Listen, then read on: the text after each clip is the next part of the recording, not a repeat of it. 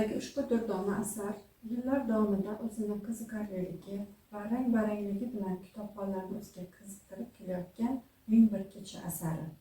Ushbu asardagi voqealar Eronda bo'lib, uning asosiy qahramonlari Sulton Shahriyor va uning umr yo'ldoshi juft haloli Shahrizod haqida.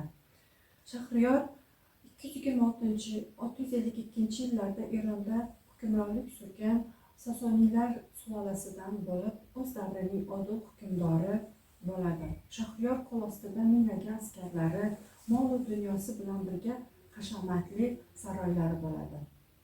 Shahriyor odil hukmdor, aqlli va zukko, bahodir yigit ham bo'ladi.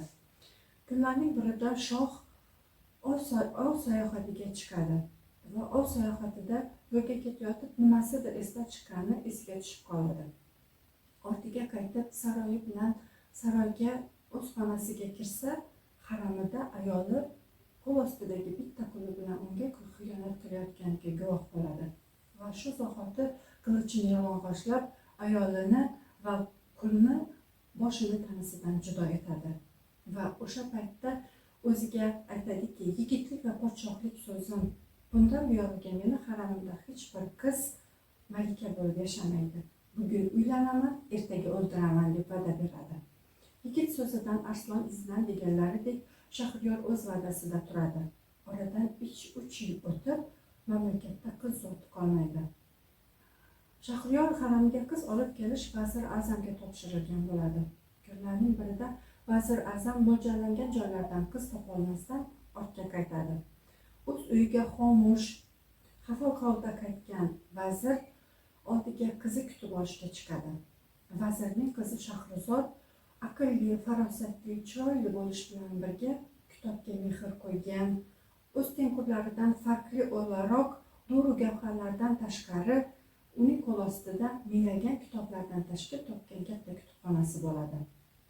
Otasidagi bu ma'yuslikning sababini so'ragan Shahrizod otasidan yillar davomida bo'lgan barcha voqealar tafsilotini eshitadi va otasiga aytadiki, otajon, Shahriyor huzuriga meni olib boring va Shahriyorga meni uzating deydi.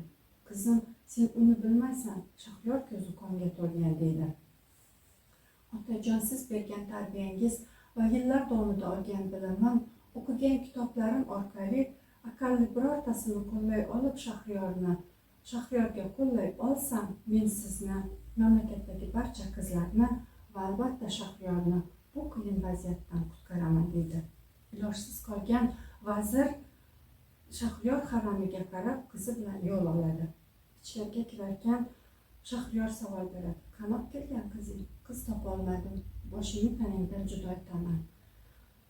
Ilojsiz qolgan ota qizini olib kelganini va Shahrizod o'z xohish irodasi bilan haramga kelganligini aytadi.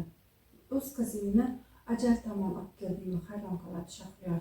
Aytdim barcha gapni, uddalayman deyapti. Chaqir. Vazir tashqariga chiqib, ichkariga Shahrizod kirib keladi. Shahrizod ko'rgan alqomat, mard, bahodir Shahriyor o'rniga ko'zlari qonga to'lgan, ayol zotiga nafrat bilan qaraydigan podshoh turardi. U Shahriyordagi o'zgarishlarni qo'rqmasdan uning yuziga aytadi. Shahriyor aytadiki, hammangdan nafratlanaman, hammang birsan. Sekin miyig'ida kulgan Shahrizodga Shahriyor savol beradi. Nahot o'z ajaling bilan meni haramimga kelgan bo'lsang, o'z xohishing bilan ajal tomon. Men yillar davomida ko'plab kitoblar o'qidim shohim, bilimlar oldim. Aqalli o'shaning birortasini sizga qo'llay olsam, men sizni o'zgartiraman. Agar o'zgartira olmasangchi, unda xuddi dev va baliqchi hikoyasidagi dev kabi taqdirimga tan beraman deydi. Dev va baliqchi hikoyasi qanaqa ekan? Savol berib, sekin taxtiga yonboshlaydi Shahriyor. Nozik yarashma, qat'iyat va jasurlik bilan sekin yoqimli so'zlar bilan hikoyalarni boshlaydi Shahrizod. Shahrizod voqealarni shunday tasvirlab berib, Shahriyorni o'ziga mahliyo etadiki, hatto Shahriyor tom yoshganini sezmay qoladi. Davom et, savol beradi Shahrizodga. Yo'q deydi, tom yoshib qoldi shohim. Men ertagimni faqat tunda oy yotisida aytaman deydi. Unda boshingni tanangdan judo etaman. Agar siz meni boshimdan olsangiz, ertaga davomini hech qachon eshita olmaysiz. Xo'p, bugun tunda davomini eshitib, ertaga ertalab boshingni tanayman, judo etaman dedi. Kechqurun bo'lib Shahriyor haramga kirarkan, Shahrizod voqealar davomini shunday ustomonlik bilan aytib, ikkinchi ertakni undan-da qiziqarli qilib unga ulaydi. Bir-biridan qiziqarli ertaklar davomiga qiziqqan Shahriyor kunlarni tunlarga, tunlarni kunlarga o'tib har xil qiziqarli ertaklar, rivoyatlar va hayotiy voqealarga asoslangan hikoyalarni tinglashga qiziqib ketadi. Shu tariqa tunlar kunlarga, kunlar oylarga ulanib oradan xuddiki 1001 kecha o'tadi. O'tgan bu 3 yil mobaynida 1001 kecha ichida Shahrizod o'zining bir-biridan qiziqarli ertaklari, hayotiy hikoyalari bilan bir qatorda Sulton Shahriyorga 3 ta farzand hadya etadi. Endi qonxo'r, zolim, qilichidan qon tomgan, ko'zi qonga to'lgan qonxo'r podshoh o'rniga mehribon ota, vafodor yor va albatta odil podshohga aylangan bo'ladi. Shahriyordagi o'zgarish xalq orasida ovoza bo'lib, qizlarni asrash uchun boshqa davlatlarga chiqib ketgan xalq sekin-astalik bilan o'z yurtiga qaytadi. Shahriyor chiqarayotgan har bir farmonlarida xalqni qayg'urar va unga yaxshi bo'lishni xohlardi.